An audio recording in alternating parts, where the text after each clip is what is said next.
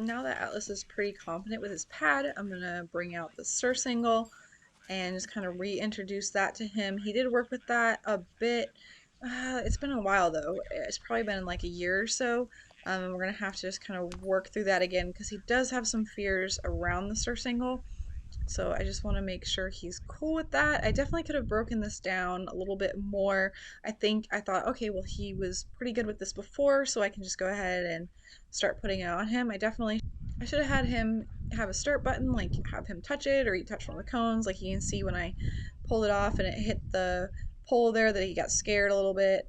He looks a little bit tight here too. And I just should have unclipped the girth from the surcingle itself so that it was in two separate pieces so that it wasn't just one big surcingle all at once.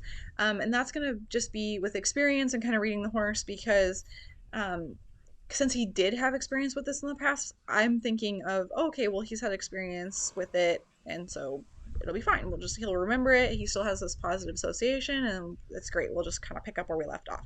And sometimes we definitely can do that. He's telling me, like right now, that he's a little bit tense. He's spooked a little bit. His body looks a little bit tight. That I need to go ahead and go back a few steps and make sure that he's comfortable with it, and make sure I'm using that start button because it's working really well for him with the other behaviors. So I need to make sure that I'm staying consistent with that. Um, and that just specifically for him, he just does so much better when he has that control. So whenever he's ready, then I start. I don't just put it on him whenever. That just has a big difference and a big impact on his behavior. So I really need to stay consistent with that. I think at this point in time, I was just kind of seeing like, oh, is the start button working or not? Now I'm definitely convinced. So I need to just be consistent with that and working with it. He seems okay though. Like I definitely want him to be more relaxed. I should be feeding him with his head and neck straight in front of him, not with this head turn thing. I also could have straightened him out a little bit more. Like now I'm straightening him out a little bit more so we can kind of see um, that he's not really angled toward me, just in case he were get too worried and want to run off or kick or something. That's not usually like in his repertoire, but just in case, it's just a little bit safer. I also should have desensitized a bit to the surcingle just hitting these poles and the cones because it's inevitable that it's going to happen, but I don't want him to be kind of already worried about the surcingle and then it hits the pole and then, oh my gosh, that's even more scary. And it kind of builds from there. If I can just kind of, I should have just introduced the surcingle in pieces, then go ahead and make sure that he's cool with the surcingle hitting the poles and cones. And he's cool with that, and then I should have went ahead to putting it on him. So I could have broken it down into like three more pieces and still use that start button. So there's a couple of things here that I'm not doing great with, but you live and you learn. That's what I'm doing here. So hopefully then other people don't have to make the same exact mistake that I'm doing and then things will go a lot faster. Since I was learning everything as I was working with the horses, like, see, he's jumping again. So I didn't break it down for him. So I'm still kind of going at the same level and I'm getting the same result. I'm still getting a horse that's worried.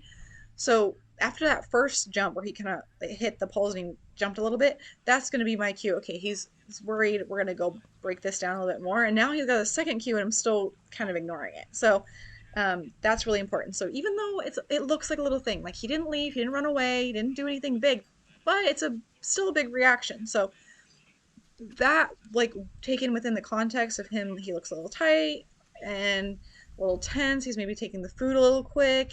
He isn't like super excited to participate. All these are really important things. And with the start button, I can see kind of where he's at a little bit better than I can without it. Like, is he really excited to go touch the cone? Is he wanting to touch the surcingle or does he hesitate? That's going to give me a lot better clue as to how he's feeling about what I'm doing with him. So that's another thing because it's tricky to see. Sometimes it's very subtle. Like even with these little tiny jumps or these little spooks, these are little things, but it's a big deal about how he's feeling about what I'm doing right now. And even with other horses that are going to be more of the quieter type, they're going to be even more subtle. So all these things are really, really important. So, and that's pretty much the key. I did a lot of work with just all my horses, but specifically with Atlas, is I would work on something and we would work on it, work on it. And like you saw me, I'm putting it on him and I'm reinforcing him, but he's still afraid, even though I've done it multiple times. Like if I would have broken it down, got him to a place where he's feeling really comfortable, he's really wanting to participate, then we could fly through those steps versus I'm staying at this step because I think that's where he should be and we're kind of plateauing. So that's another thing um, that I learned and that I had a tendency to do. So it's really important to record your sessions, so you can go back and look at it. Because when I'm doing it, when I'm working with the horses, I'm kind of focusing on my technique, and there's so many different things. I'm focusing on what's going on in the environment, how's he feeling about certain things. And then when I go ahead and I see that on film, I'm like, oh my gosh, like I was going way too fast, or I was missing this body language and all this other stuff. So definitely recommend to film the sessions because there's so many things you miss. Go back and watch it, and then you can just delete it, or you can keep it and make a whole video diary like I have. It doesn't matter, but it's really, really beneficial, and I've learned a lot from just watching that. So but yeah, you can see here he's not willing to come up and actually stand parallel to the around the round pen. He's got his butt out to the outside. Usually he's totally cool with standing parallel. If you watch the video before this, he's right next to the thing and he's totally wanting to participate with the saddle pad. And now he's kind of a little bit away. Just that little bit of body language where he's like, I don't really want to go all the way over there is telling me a lot.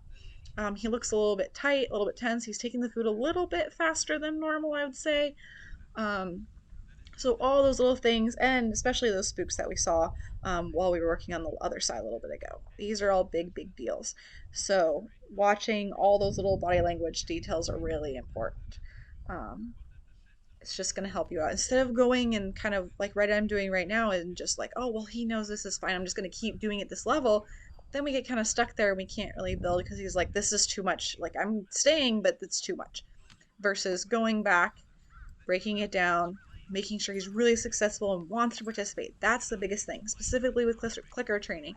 He wants to participate. He's going to tell me that he wants to do this more. Then I'm on the right track. Then I can add to that next step. Here, he's just kind of tolerating it. He's here, he's probably here just mostly for the food, but he's just tolerating. I want him to want to do his job, to like doing his job, to be like, I want the Surcingle one. This is great. It's fantastic. And right now, he's not doing that. So that's really, really important, and that's a huge difference to look for. So, um, kind of worked on the Surcingle. We didn't make a whole lot of progress, but we learned a lot of other things about paying attention to the horse and breaking things down.